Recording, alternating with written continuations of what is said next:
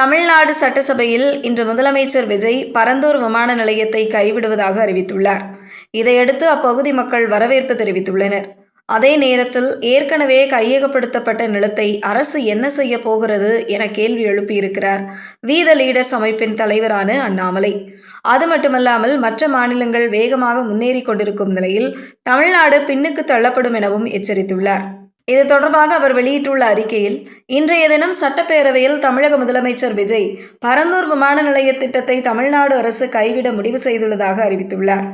சென்னையின் 2வது விமான நிலையத்திற்காக வேறு சில இடங்கள் பரிசீலனையில் இருப்பதாகவும் தெரிவித்துள்ளார். ஆனால் புதிய இடம் எது என்பதையும் முதலமைச்சர் விஜய் அறிவித்திருந்தால் சிறப்பாக இருந்திருக்கும். ஏனெனில் 2வது விமான நிலையத்திற்கான இடத்தை தேர்வு செய்ய தாமதப்படுத்துவதால் தமிழ்நாட்டின் வளர்ச்சி குறைந்தது 10 ஆண்டுகள் தாமதிக்கும் அபாயம் உள்ளது. பரந்தூர் திட்டத்திற்கு மாற்றாக வேறு இடத்தில் 2வது விமான நிலையத்தை அமைக்க தமிழக அரசு நிர்வாக ரீதியாக முடிவெடுத்தாலும் புதிய இடத்தை தேர்வு செய்வது, மத்திய அரசு மற்றும் சம்பந்தப்பட்ட சட்டப்பூர்வமான அனுமதிகளை பெறுவது, ஒப்பந்த புள்ளிகள் கோருவது, நிலம் கையகப்படுத்துவது, தேவையான உரிமங்கள் பெறுவது என விமான நிலையம் செயல்பாட்டுக்கு வர குறைந்தது 10 ஆண்டுகள் ஆகலாம்.